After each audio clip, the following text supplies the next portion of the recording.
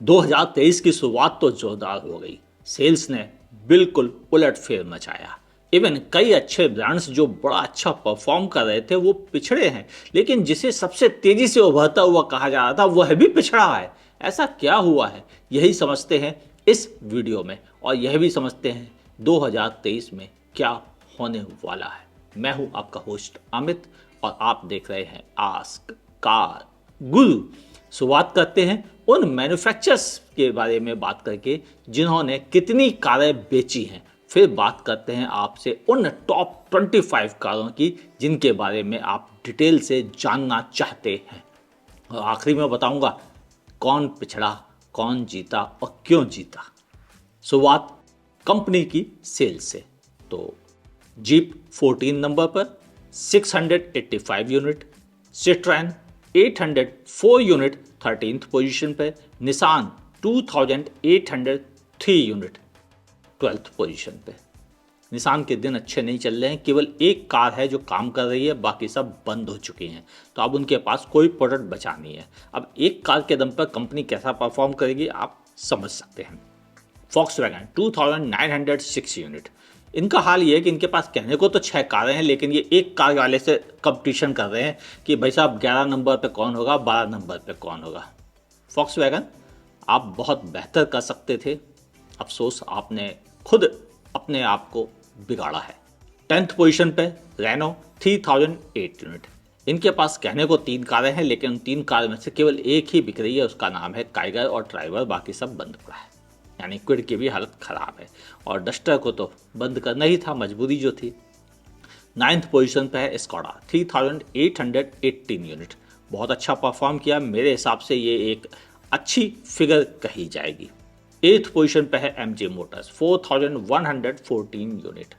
Okay, थोड़ा better कर सकते हैं ये, लेकिन ये खुद अपने आप को अंडर एस्टिमेट कर रहे हैं। लो प्रोफाइल रहने में इनको अब ज़्यादा मज़ा आ रहा है। पहले ये फ्रंट फुट में खेल रहे थे, अब ये बैक फुट पे खेल रहे हैं।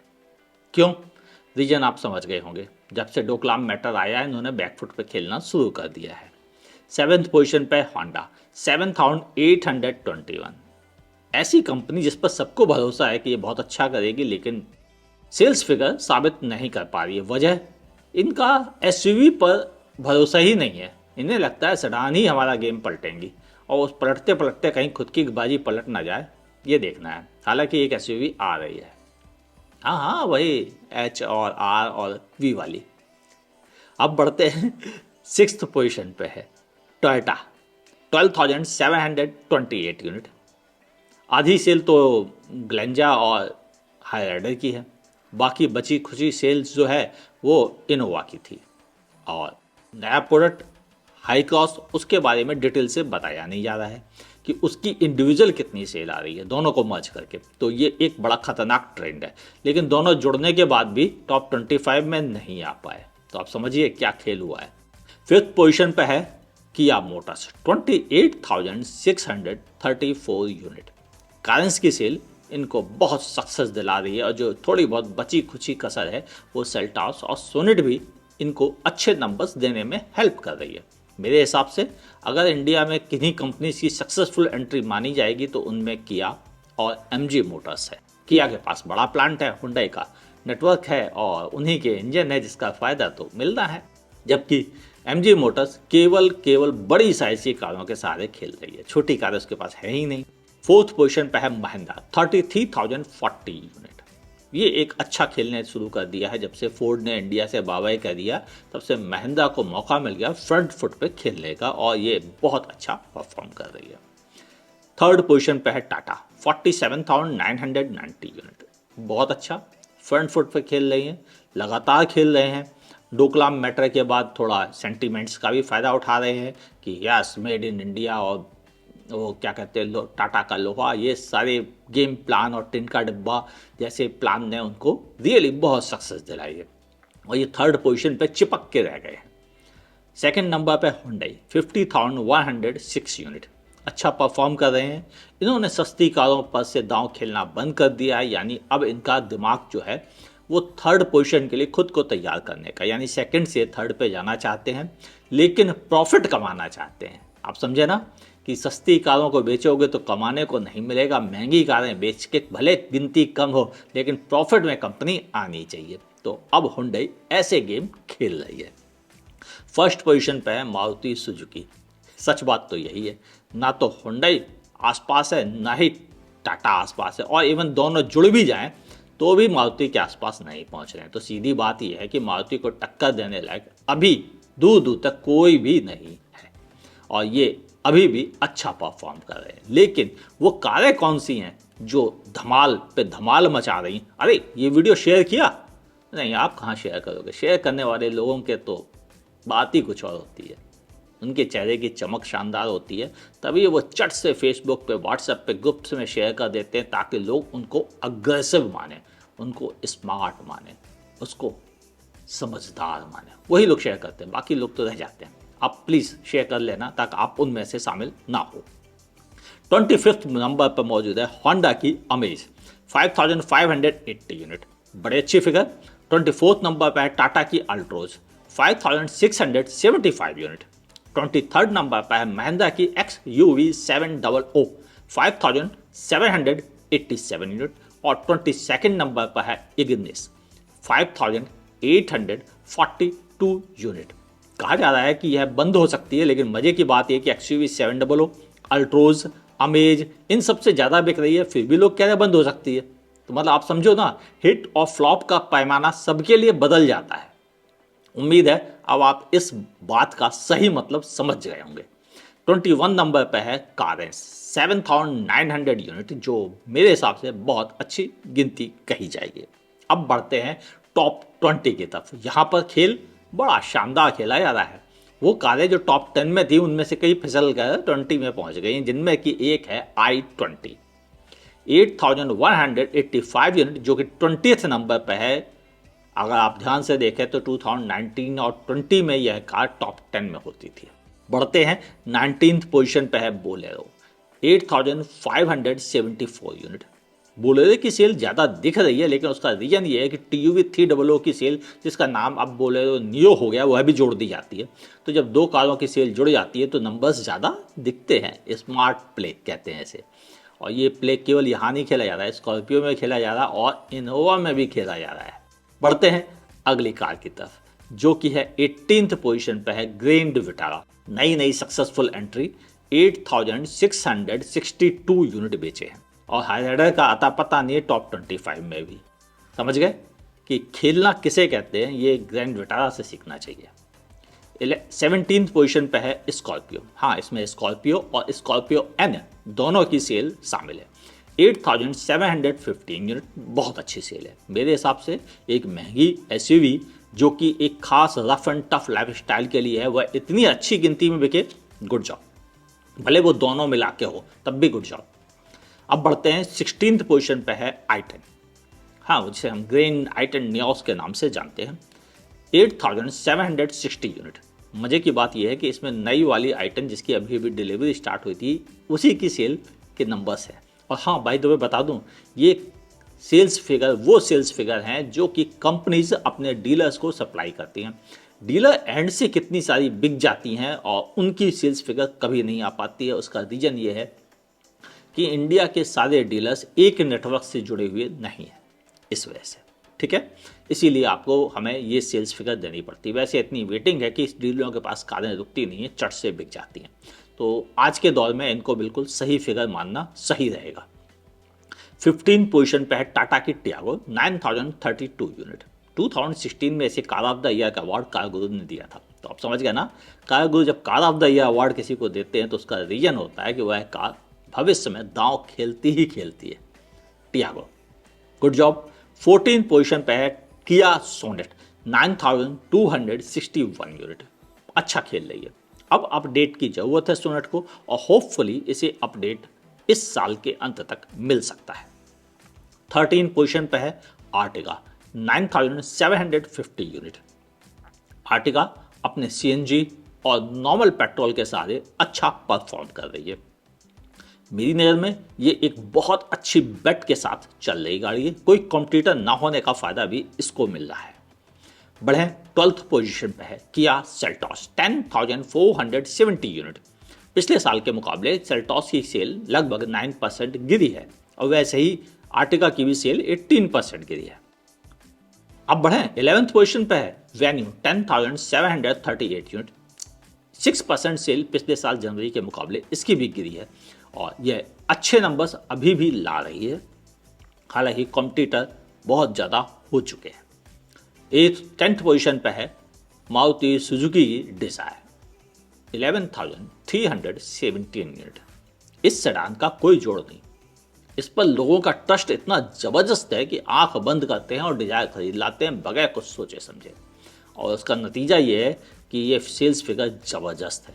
मज़े की बात यह है कि फिर भी 24% सेल घटी है पिछले साल जनवरी के मुकाबले, और तब ये हाल है कि टॉप 10 में मौजूद है। क्या बात है भाई। 9th पोजीशन पे है इको 11,709 यूनिट और इस इको में कॉमर्शियल भी शामिल है। 8th पोजीशन पे है टाटा पंच, मैंने पहले ही कहा था ये कार धमाल मचाएगी, 12,006 यूनिट, 20% सेल इसकी बढ़ी है। 7th पोजीशन पे है मारुति ब्रेजा 14,359 यूनिट और थोड़ी बहुत नहीं 50% इसकी सेल्स बढ़ चुकी है। 6th पोजीशन पे है क्रेटा 15,037 यूनिट, अब तक की यह सबसे हाईएस्ट सेल है और इसकी सेल इंक्रीज हुई है 52% पिछले साल जनवरी मंथ के मुकाबले। अब बात करते हैं टॉप 5 ऐसे ही गया था ना सीएल्स में, तभी लोगों को मजा आता देख के। चलो मैं भी कुछ नकल मारने की कोशिश करता हूं, आप बताना कैसी लगी। 5th नंबर पर है टाटा की नेक्सॉन 15,567 यूनिट, इसकी सेल 13% इंक्रीज हुई है। 4th पोजीशन पे है बलेनो 16,357 यूनिट और पिछले साल के मुकाबले इसकी सेल 141% इंक्रीज हुई है। माय गॉड, 141% इंक्रीज हुई है। ग्रेट जॉब बलेनो, क्या बात है, लोगों का ट्रस्ट इस पर बढ़ता चला जा रहा है। 3rd पोजीशन पे है स्विफ्ट, हाँ कोई भी दूसरी कंपनी नहीं है, सिर्फ मारुति। 3rd पोजीशन पे स्विफ्ट 16,440 यूनिट और 14% सेल इसकी गिरी है। क्यों? नई बलेनो आ गई लेकिन नई स्विफ्ट नहीं आई, वो शायद 24 में आएगी, अभी फिलहाल उसके आने की कोई संभावना नहीं है। अभी तो इंटरनेशनली बनी ही नहीं है कार, तो आएगी कहाँ से। बढ़ते हैं 2nd नंबर पर है वैगन आर 20,466 यूनिट और पिछले साल के मुकाबले 1% सेल बढ़ गई है। क्या बात है, वैगन आर का जलवा खत्म ही नहीं होता। क्यों होता है, रीजन आप बताओ। नीचे कमेंट सेक्शन में वही तो है जहां आप अपने सारे दांव पैच आजमा सकते हैं। लिखिएगा नीचे जरूर कि क्या हुआ वैगन आर को कि जो इसकी सेल कम ही नहीं होती। कोई अपडेट नहीं, कुछ नहीं लंबे समय से, लेकिन घटने की तैयारी ही नहीं इसकी सेल। 1st नंबर पर है आल्टो 21,411 यूनिट और इसकी सेल लगभग 73% इंक्रीज हुई है। आल्टो खरीदने वाले 6 लाख की आल्टो खरीद रहे हैं और सेल फिर भी 73% बढ़ रही है। हो क्या रहा है? इंडियन मार्केट में महंगाई तो बहुत हो गई, ये बात सही है कि आल्टो 6 लाख की हो गई है, लेकिन 73% फिर भी सेल उसकी बढ़ जाए, यानी ट्रस्ट फैक्टर अभी भी काम कर रहा है, क्योंकि लोग 7-8 लाख की कार खरीदने की जगह 6 लाख की कार अभी भी खरीदने को तैयार है, जो बताता है कुछ तो खास बात है। अब समझते हैं कि आखिर भविष्य में क्या होने वाला है।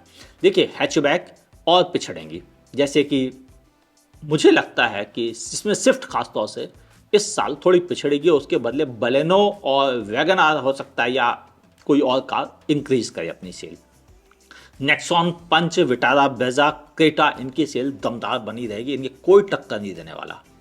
पंच, ब्रेजा, क्रेटा, नेक्सॉन, इन 4 कारों को कोई टक्कर नहीं दे पाएगा। ये अपनी जगह जम के टिकी रहेंगी और कोई इनका कुछ नहीं बिगाड़ पाएगा। बढ़ते हैं, डिजायर पर असर पड़ेगा, ये थोड़ी हो सकता है कम हो जाए सेल, क्योंकि एसयूवी का दौर है। वेन्यू, सेल्टॉस, आर्टिगा, सोनेट, इन कारों की सेल ऐसे ही चलती रहेगी, ना बहुत तेजी से बढ़ेगी ना घटेगी। हो सकता है सोनेट जब तक नई नहीं आएगी तब तक हो सकता है कि सेल उसकी और थोड़ी सी मामूली सी कम हो जाए। अब बात करते हैं ग्रैंड i10 i20 की, तो इसकी सेल घटेगी। इग्निस, इसकी सेल घटेगी। अल्ट्रोज, इसकी सेल घटेगी। टियागो, इसकी सेल घटेगी और घटेगी सेल अमेज की। वजह आपको पता है कि इंडियन मार्केट को एसयूवी चाहिए, उन्हें ये महंगी हैचबैक, महंगी सेडान नहीं चाहिए।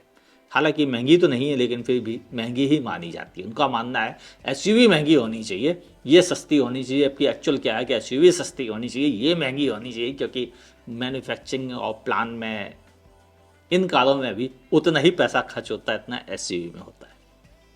और ग्रैंड विटारा, स्कॉर्पियो, कारेंस और एक्सयूवी 700 इनकी सेल बढ़ेगी, क्योंकि लोगों की परचेजिंग पावर भी बढ़ रही है, तो इसका फ़ायदा यहाँ मिलेगा और ये कारों की सेल इंक्रीज होगी। ये था मेरा असेसमेंट, आपका क्या है? हाँ, आपका भी ज़रूरी है जानना, क्योंकि उसी से तो पता चलता है कि आप लोग as a viewers, as a consumer क्या सोचते हो इंडियन ऑटोमोबाइल इंडस्ट्री के बारे में। लिखिएगा नीचे कमेंट सेक्शन में। और ये तीसरी सबसे बड़ी इंडस्ट्री है वर्ल्ड की। हम लोग अमेरिका, जापान, पता नहीं कितने कितने नाम लेते हैं, लेकिन हम तीसरे नंबर पर मौजूद हैं, जो बताता है ये आसान नहीं था सफ़र। हम इंडियंस की परचेजिंग पावर्स ने इसे बदल के रख दिया है। तो क्या है इकोनॉमी, अरे छोड़ो उसको, वो पॉलिटिशियंस के लिए जरूरी है, हमारे लिए नहीं। ये इन्फॉर्मेशन कैसी लगी और वीडियो कैसा लगा वो लिखेंगे आप नीचे कमेंट सेक्शन में। और लाइक डिसलाइक वो तो आप अपनी मर्जी से कर ही सकते हैं। मैं तो कहता हूँ पसंद ना आए तो डिसलाइक करने में संकोच मत कीजिएगा। फेसबुक पे देख रहे हैं, हाँ, तो फिर वहाँ पे फॉलो कीजिए, लाइक कीजिए वीडियो को। और अगर यूट्यूब पे देख रहे हैं तो पहले तो सब्सक्राइब कर लो, फिर नोटिफिकेशन ऑन कर लो, उसके ऑल नोटिफिकेशन ऑप्शन ऑन करो और कह दो बस बहुत हो गया, अब मैं लाइक डिसलाइक जो कर चुका, वरना अब दोबारा नहीं करने वाला। मुलाकात होगी अगले वीडियो में। इंस्टाग्राम, अरे है वो, उसका आईडी नीचे यहीं पे देख लो, सर्च कर लो, शायद वहाँ पर आपको एक मिनट में रिव्यू मिल जाए देखने को। देखते रहिए आस्क कार गुरु।